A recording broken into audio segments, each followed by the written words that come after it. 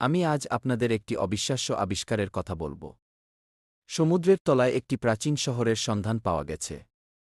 এই শহরটি শুধু একটি পুরানো নিদর্শন নয়, বরং আমাদের ইতিহাসের একটি গুরুত্বপূর্ণ অংশ। প্রাচীন ভারতীয় গ্রন্থগুলিতে যে শহরের উল্লেখ রয়েছে সেটি এখন বাস্তবে আমাদের সামনে এসেছে। এই শহরের ধ্বংসাবশেষে পাওয়া গেছে অসাধারণ স্থাপত্যের নিদর্শন।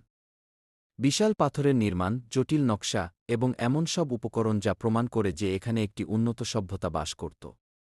গবেষকরা বলছেন এই সভ্যতা সম্ভবত আমাদের পরিচিত সভ্যতার চেয়ে অনেক বেশি উন্নত ছিল। তারা কী ধরনের প্রযুক্তি ব্যবহার করত তা নিয়ে আমাদের কৌতূহল বাড়ছে।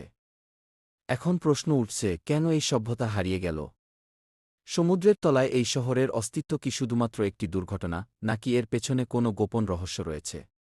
প্রাচীন ভারতীয় পুরাণে যে মহাকাব্যগুলোর উল্লেখ আছে সেগুলোর সঙ্গে এই শহরের সম্পর্ক খুঁজে বের করা অত্যন্ত গুরুত্বপূর্ণ।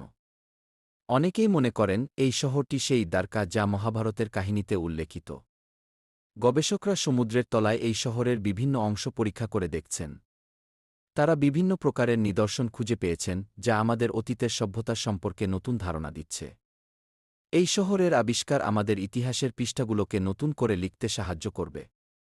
এখনও অনেক কিছু জানার বাকি।